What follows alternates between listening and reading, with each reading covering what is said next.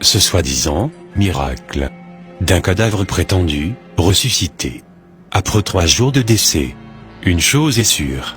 Après avoir visionné cette vidéo, et après avoir exposé les 15 détails incroyables qui trahissent cette supercherie religieuse, vous découvrez la fraude cachée derrière ce faux miracle, monté de toutes pièces, avec des faux acteurs, dont les talents restent à désirer. Première remarque. Pourquoi le leader religieux semble faire semblant de ne pas connaître ou reconnaître l'acteur du jour, se jouant les cadavres, en posant même des questions à son sujet. Jesus! What is his name? Jesus! Ashakabusa. Elliot. Hello, Elliot. Elliot. Elliot. Alors que l'acteur ici, se jouant les morts, ressemble étrangement à un membre du staff ministériel, qui était même son caméraman personnel, durant des séances de délivrance similaires. Et cela, quelques années précédentes. Coïncidence ou réalité, le discernement de chacun le situera. Deuxième remarque. Pourquoi parle-t-on de résurrection, tandis que nous voyons très bien l'acteur jouant le rôle du cadavre, en train de respirer, à grosses gorgées, avec de fortes pulsions de la poitrine, en prenant même le soin de remuer sa langue au passage. Troisième remarque. Pourquoi continue-t-on de parler de résurrection, tandis que le leader religieux lui-même confesse publiquement que son cadavre du jour respire déjà, et cela avant même de lui administrer la fameuse prière de résurrection. Can you see he's breathing? Hey! Ou bien, devrions-nous nous en tenir en la version officielle de la modératrice du culte de ce jour, qui indiqua qu'une famille qui était en provenance de la morgue, avec un cadavre de 3 jours, en direction du pays d'origine du défunt, qui est le Zimbabwe, et dont le cortège funéraire fit escale dans l'enceinte du lieu de culte de ce ministère, nommé Alléluia Ministry. Et que toujours selon ses dires, dès que le corbillard franchit le seuil du portail du ministère, les membres de sa famille constata, d'après eux, que les doigts du cadavre se mirent à bouger. C'est alors que la modératrice du culte vint alerter le leader religieux de ce ministère. Écoutons-la avec ses propres explications. Something is happening as the funeral parlor drove over the church door. The next door neighbor that came with them said, "It seems like the fingers of this dead corpse is beginning to move." Mais cette explication de la modératrice du culte n'est malheureusement pas convaincante, et cela nous ramène à notre 4e remarque, qui est comme suit. Comment les membres de la famille ont-ils constaté les doigts du cadavre bouger dans un cercueil sans vitre de vision, en plus, avec une couverture qui ne révèle aucunement la position du corps? 5e remarque. Et chose bizarre, pourquoi les membres de la famille endeuillée continuent de maintenir le soi-disant défunt cloîtré dans un cercueil fermé, avec le risque d'étouffement, avec en plus les crochets de sécurité toujours en place, dans l'attente du leader religieux, dont ils n'avaient pourtant aucune certitude qu'il interromprait l'élan du culte, afin de sortir à leur rencontre, alors que les mêmes membres de la famille prétendent avoir vu les doigts du cadavre bouger. Qui d'entre nous garderait son proche frappé par la mort, et en plein début de résurrection, dans un cercueil fermé, et en plus, verrouillé, sans avoir la curiosité de l'ouvrir, en vue de faire une vérification, avant l'arrivée sur les lieux, du pasteur. Surtout après le soi-disant mouvement des doigts. Aussi, pourquoi continue-t-on de parler de résurrection avec un mort, dont les doigts bougent à volonté avant même la prière de délivrance? Sixième remarque. Pourquoi les images issues du filmage de cette caméra-ci, et qui est d'ailleurs la seule à faire un gros plan sur le visage du soi-disant cadavre, avant la sortie du corps du corbillard, ne sont pas inclus dans la production finale de la vidéo de témoignage, alors que nous voyons tous bien que cette vidéo est le fruit d'un montage finalisé.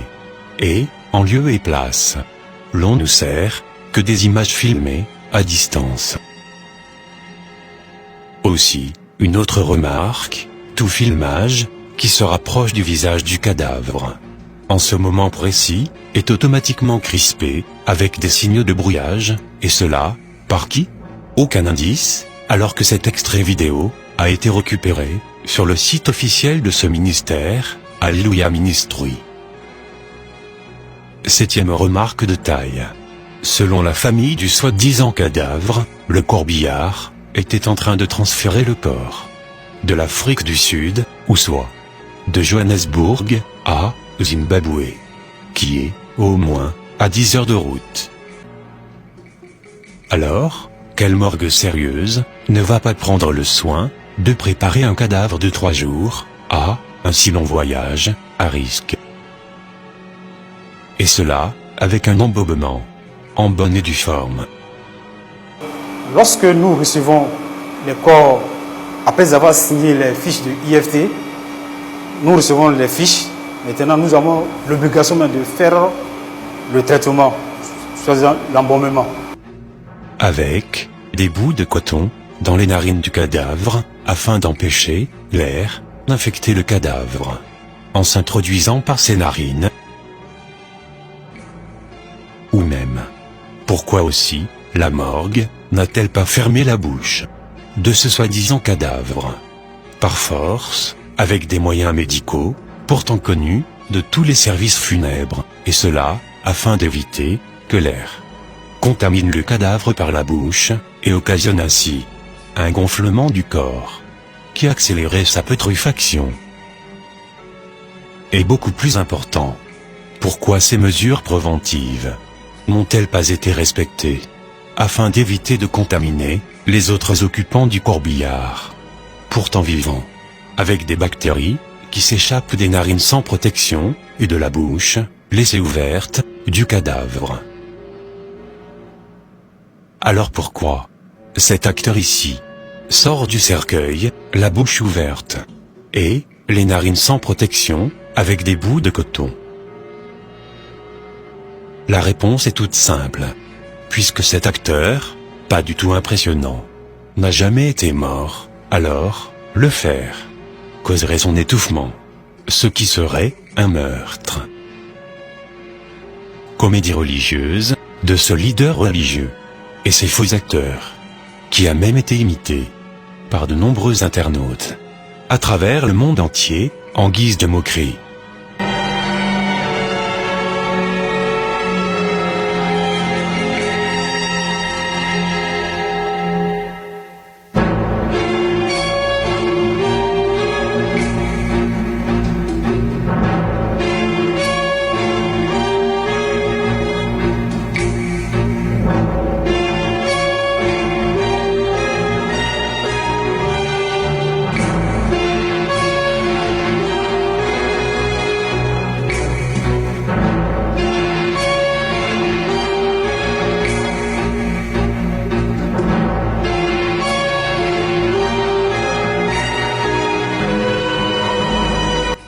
Huitième remarque.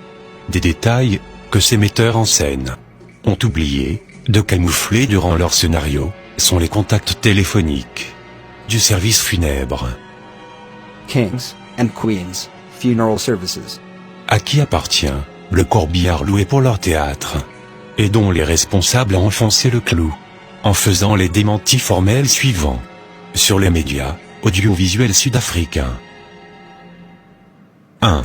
le soi-disant cadavre n'a jamais été admis dans leur morgue. De deux, ils n'ont aucune trace administrative d'une autre morgue sur l'origine de ce cadavre et des papiers de décès le concernant. De trois, le corbillard de leur service funèbre a été loué par la famille pour soi-disant transporter leur mort. Écoutons-les, s'il vous plaît. Kings and Queens Funeral Services says it did not have the body in its mortuary. The car was hired, and they're explaining the body died on Friday and they only resurrected on Sunday. It would be fine if we have the family with us, also the pastor to explain how did this happen, where did they take the body from, because as kings and queens we didn't have the body in our mortuary.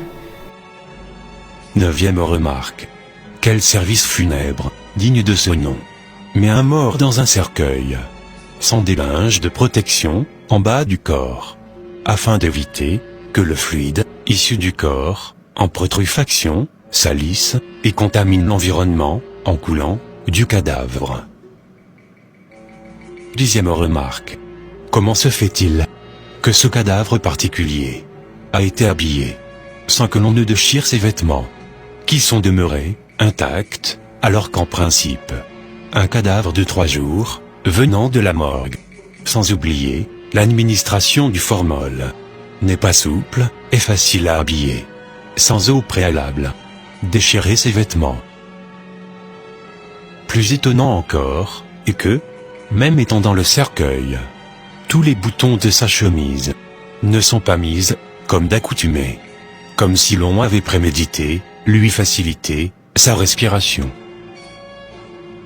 Onzième remarque. Quel cadavre de 3 jours pourrait avoir une peau aussi régénérée, plus que même certains vivants, et en plus, une coiffure aussi fraîche, malgré l'arrêt cardiaque et malgré l'arrêt de la circulation du sang. Douzième remarque. Regardons bien la position des mains du leader religieux à la hanche du cadavre, en pleine respiration, comme pour aider le ressuscité à se lever du cercueil de façon spectaculaire, comme lors des séances d'exercices musculaires d'abdos. 13e remarque. Quelle personne sensée laisserait un bien-aimé qui vient de ressusciter manger dans ses habits de cadavre, sans même lui retirer au moins ses gants de mort? Les membres de cette assemblée ont pris le soin de mettre le cercueil vide, à l'écart, bien à côté des fauteuils roulants, bizarrement presque tous similaires, récoltés en cette seule journée de culte, et devant lesquels le leader religieux se positionne fièrement, afin de montrer sa recette de la journée.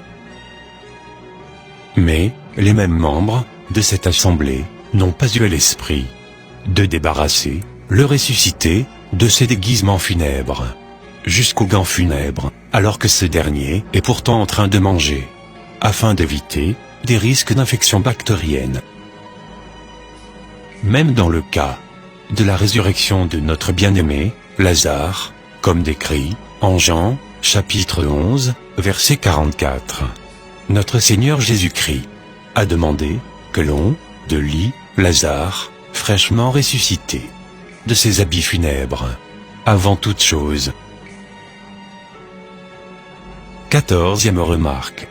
Quel membre de famille qui, après avoir perdu un être cher, durant 3 jours de séparation, et qui, après sa résurrection, montre si peu d'émotion?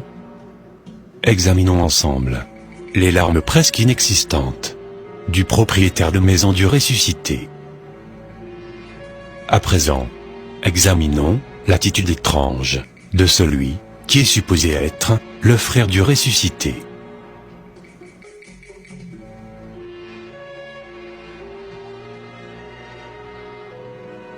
Et plus choquant, constatons ensemble la réaction fade de cette femme, qui est supposée être l'épouse du ressuscité, et cela, malgré 3 jours de séparation d'avec son mari, à cause de la mort.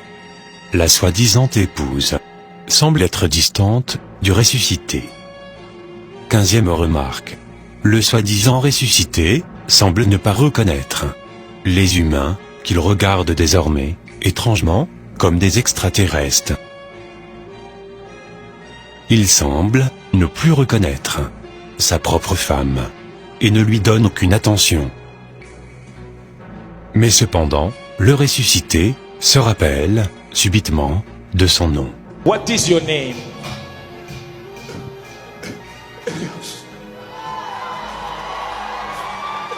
You didn't hear that. What is your name? Et encore plus fascinant, le ressuscité n'a pas perdu sa mémoire sur les plats appétissants de cette terre des hommes humains, qu'il semble pourtant ne plus reconnaître.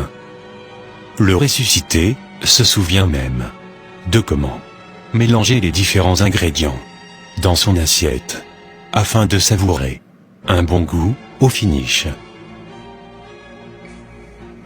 Pour conclure cette vidéo, sachons que notre Seigneur Jésus-Christ continue de faire des miracles.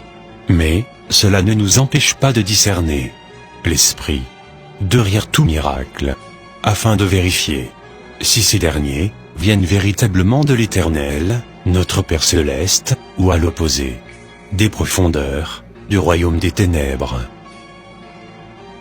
Car selon 1 Jean, chapitre 4, verset 1, la Bible nous donne ce conseil solennel, en ces termes, et je cite, « Bien-aimés, n'ajoutez pas foi à tout esprit, mais éprouvez les esprits, pour savoir s'ils sont de Dieu. Car plusieurs faux prophètes sont venus dans le monde. »